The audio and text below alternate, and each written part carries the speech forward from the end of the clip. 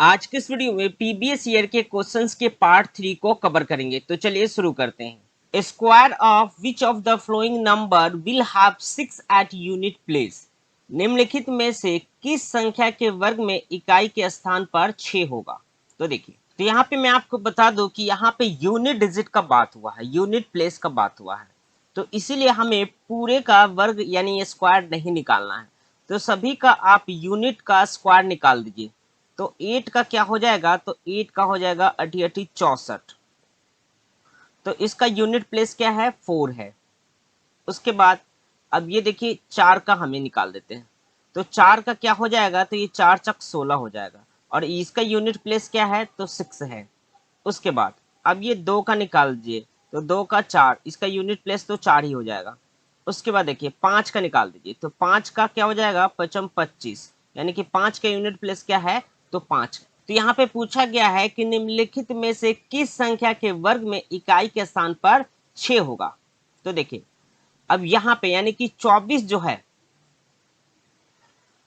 ठीक है, तो 24 जो है अगर हम इसका वर्ग निकालेंगे तो इसका यूनिट प्लेस जो है क्या हो जाएगा, इसका वर्ग निकालेंगे तो यूनिट प्लेस जो है आपका 6 निकल के आएगा। तो इसका राइट आंसर ऑप्शन बी हो जाएगा। Next question, which one of the following will have cube root ending with 3। निम्नलिखित में से किसका घनमूल 3 से समाप्त होता है। ये जो ऑप्शन दे रखे हैं तो इन सभी का आपको घनमूल निकालना है, यानी कि क्यूब रूट निकालना है। तो क्यूब रूट निकालेंगे तो उसका लास्ट का यानी कि एंडिंग जो नंबर होगा वो क्या होगा, तो उसमें क्वेश्चन में दिया गया है कि एंडिंग जो नंबर होगा वो 3 से समाप्त होगा। तो देखिए, तो सभी का आपको घनमूल निकालना है। 395937, तो इसका घनमूल क्या हो जाएगा, तो ये हो जाएगा 33 गुने 33 गुने 33। तो यहाँ पे आप देखेंगे कि ये 3 का पेयर हो गया, तो ये क्या हो जाएगा, तो इसका घनमूल क्या निकल के आएगा, तो 33 निकल के आएगा। तो इसमें पूछा गया है कि एंडिंग किससे होना चाहिए, तो 3 से होना चाहिए। तो यहाँ पे आप देखेंगे कि एंडिंग जो है ये 3 से हो रहा है। तो इसका राइट आंसर क्या हो जाएगा, तो इसका राइट आंसर ऑप्शन ए हो जाएगा। आप इसे दूसरे तरीके से भी कर सकते हैं। तो इसमें पूछा गया क्वेश्चन में कि क्यूब रूट एंडिंग विद 3, तो हमें इसका क्यूब रूट निकालना है, लेकिन एंडिंग जो है उसका 3 से होना चाहिए। तो देखिए अब ये 7 जो है, तो सभी के लास्ट वाला जो नंबर है उसका घन कर दीजिए, यानी कि क्यूब कर दीजिए। तो जब आप 7 का क्यूब करेंगे तो क्या हो जाएगा, 7 गुने 7 गुने 7, ठीक है। उसके बाद देखिए ये 7 49 हो गया और फिर 7 से कर दीजिए। ये हो जाएगा 7 निमा 63 के 3 हासिल 6 और फिर 7 चौक 28, 28 और 6 हो जाएगा 34। यहाँ पे आप देखेंगे कि 7 का घन क्या हो गया, मीन्स दैट क्यूब क्या हो गया, तो 343 हो गया। तो इसमें पूछा गया है कि एंडिंग जो है ये 3 से होना चाहिए। तो यहाँ पे आप देखेंगे कि एंडिंग जो है ये 3 से हो रहा है। तो इसका राइट आंसर क्या हो जाएगा, ऑप्शन ए हो जाएगा। तो इस तरीके से भी आप सॉल्व कर सकते हैं। इससे आपका बहुत ही कम समय लगेगा और एग्जाम में आप बेहतर स्कोर प्राप्त कर पाएंगे और समय का भी बचाव कर सकते हैं। Next question is 0.04 into 0.04 into 0.04। तो इसका वैल्यू क्या होगा। तो देखिए आप देखेंगे कि पॉइंट के बाद सभी में 2-2 अंक है। कितने कितने हैं, तो 2-2 अंक है। तो सबसे पहले आप 4 को गुना कर दीजिए, 4 गुने 4 गुने 4।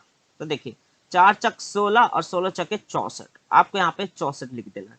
तो ये 2 अंक हो गया। उसके बाद ये 3 अंक, 4 अंक, 5 अंक और 6 अंक, फिर यहाँ पे पॉइंट लगा देंगे और फिर यहाँ पे 0 लगा देंगे। तो इसका जो यह जो है इसका राइट आंसर हो जाएगा। क्यों, क्योंकि पॉइंट के बाद जो है देखेंगे 6 अंक है, 1 2 3 4 5 6। तो अब ऑप्शन चेक करते हैं। तो यहाँ पे आप देखेंगे कि 1 2 3 4 5 6, यानी option D is a right answer. अगर आप नवोदय विद्यालय, सैनिक स्कूल और राष्ट्रीय मिलिट्री स्कूल के एंट्रेंस एग्जाम की तैयारी कर रहे हैं तो आपको कंसिस्टेंसी बहुत ही ज्यादा जरूरी है। रेगुलर पढ़िए, 1 घंटा या 2 घंटा ही पढ़िए, लेकिन आपको रेगुलर पढ़ना होगा। अगर आप रेगुलर पढ़ते हैं, सारे क्वेश्चंस को बहुत ही अच्छे तरीके से समझते हैं, रिवीजन करते हैं और बार बार प्रैक्टिस करते हैं, तो आप तो यकीन मानिए आप एग्जाम में बेहतर स्कोर प्राप्त कर पाएंगे। बहुत सारे बच्चे का फेल होने का कारण यही रहता है कि वो रेगुलर कंसिस्टेंसी जो है फॉलो नहीं करते हैं, जिसके वजह से उनका स्कोर जो है अच्छा नहीं आ पाता है और एग्जाम में वो फेल हो जाते हैं। तो मैं उम्मीद करूंगा कि आप सभी बच्चे कंसिस्टेंसी के साथ जो है अपनी पढ़ाई को कंटिन्यू रखिए, जिससे कि आप एग्जाम को क्रैक कर पाएंगे। तो चलते हैं नेक्स्ट क्वेश्चन की तरफ। The standard form of 1 2 3 0 0 0 0 0 is. तो इसका हमें मानक रूप निकालना है। तो देखिए एक एक करके सारे ऑप्शन को चेक करते हैं। तो देखिए 1.23 इंटू, अब ये 10 की पावर कितना है, तो 8 है, तो यहाँ पे कितना हो जाएगा, तो 1 लिख के 8 जीरो हो जाएगा। 1 2 3 4 5 6 7 8, तो ये हो जाएगा 1 2 3, और उसके बाद ये 2 अंक खत्म हो जाएगा, तो 8 में से 2 गया तो ये 6 जीरो बच जाएगा।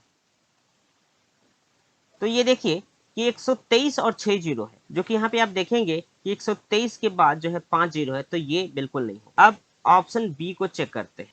12.3 इंटू, अब ये 10 की पावर 8 है, तो यहाँ पे 8 जीरो लिख दीजिए। 1 2 3 4 5 6 7 8, तो ये क्या हो जाएगा, ये 1 2 3। तो यहाँ पे आप देखेंगे कि 10 की पावर 8 था और यहाँ पॉइंट के बाद एक ही अंक है, तो यहाँ पे 1 जीरो खत्म हो जाएगा, मीन्स डेट यहाँ पे 7 जीरो हो जाएगा। तो यहाँ पे देखेंगे 123 के बाद जो है 7 जीरो है, तो ये भी इसका आंसर नहीं होगा। अब ऑप्शन सी को चेक करते हैं। 1.23 इंटू, अब आप देखेंगे कि 10 की पावर 7 है, 1 लिख के 7 जीरो। उसके बाद तो देखेंगे कि पॉइंट के बाद जो है ये 2 अंक है, तो इसमें 2 जीरो खत्म हो जाएगा, तो ये हो जाएगा 1 2 3, और ये कितना जीरो था, तो ये जो है 7 जीरो था, तो यहाँ पे आप 7 में से 2 को घटा देंगे तो ये 5 जीरो हो जाएगा। उसके बाद अब ऑप्शन डी को भी चेक कर लेते हैं। तो ये है 1.23 इंटू, ये 10 की पावर 9 है, तो यहाँ पे आप 9 जीरो लिख दीजिए।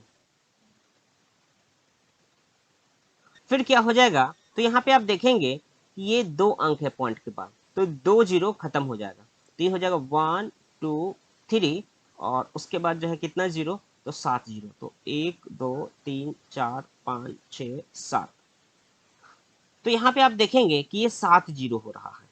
उसके बाद ये दोनों तो मिल ही नहीं रहा था, और यहाँ पे आप देखेंगे तो ये कितना है, तो ये 5 जीरो है, और क्वेश्चन में पूछा गया था कि इसका स्टैंडर्ड फॉर्म बताना है। तो इसका स्टैंडर्ड फॉर्म क्या हो जाएगा, ऑप्शन सी हो जाएगा। आप इस क्वेश्चन को डायरेक्ट भी हल कर सकते हैं, मैंने ये समझाने के लिए आपको इतना सारा जो है मैंने डिस्क्राइब करके बताया है।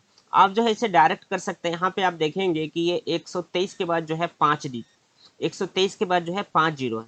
तो सबसे पहले आप जीरो की संख्या देखेंगे, तो देखिए, तो यहाँ पे आप जीरो की संख्या देखेंगे तो देखिए यहाँ पे 8 है, तो 8 में से ये 2 जीरो खत्म हो जाएगा, पॉइंट के बाद 2 अंक है। उसके बाद देखिए ये भी 8 जीरो है, तो 1 खत्म हो जाएगा, 7 बच जाएगा।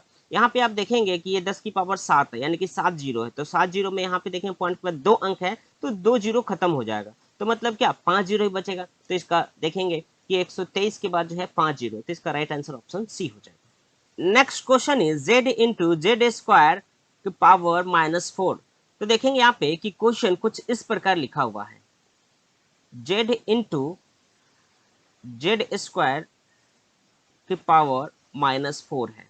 तो यहाँ पे आप देखेंगे कि एक फॉर्मूला लग जाएगा। अब वो फॉर्मूला क्या होता है कि a की पावर m हो की पावर n हो, तो क्या हो जाएगा, a की पावर mn हो जाता है, मीन्स दैट की पावर हो तो वो इंटू हो जाता है आपस में। तो यहाँ पे क्या हो जाएगा, ये हो जाएगा z इंटू जेड की पावर 2 है, और फिर इसका भी पावर -4 है, तो क्या हो जाएगा, तो ये 2 चौक 8 हो जाएगा, तो यहाँ पे माइनस का 8 हो जाएगा। उसके बाद यहाँ पे एक और फॉर्मूला लग जाएगा। एक फॉर्मूला होता है a की पावर m इंटू ए की पावर n। तो इसका फॉर्मूला होता है a की पावर m प्लस n होता है। तो इस फॉर्मूला से आप इसे सॉल्व करेंगे। z की पावर कुछ नहीं दिया गया, मतलब 0। तो यहाँ पे आप देखेंगे कि एक और फॉर्मूला होता है a की पावर 0 का वैल्यू 1 होता है। तो z की पावर 0 का वैल्यू क्या हो जाएगा, तो ये 1 हो जाएगा।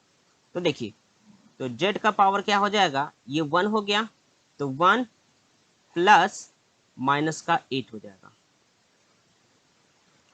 उसके बाद देखिए ये हो जाएगा z और ये हो जाएगा 1 प्लस माइनस माइनस 8, तो z का पावर क्या हो जाएगा, माइनस का 7 हो जाएगा। तो z की पावर -7, तो option A is a right answer. मैं उम्मीद करता हूं कि आपको सारे क्वेश्चंस बहुत ही अच्छे तरीके से समझ आया होगा। अगर किसी भी क्वेश्चन में डाउट है तो आप हमें कमेंट सेक्शन में कमेंट कर सकते हैं और अपने दोस्तों के साथ इस वीडियो को शेयर कीजिए ताकि उन्हें भी इसका लाभ मिल सके। जय हिंद, वंदे मातरम।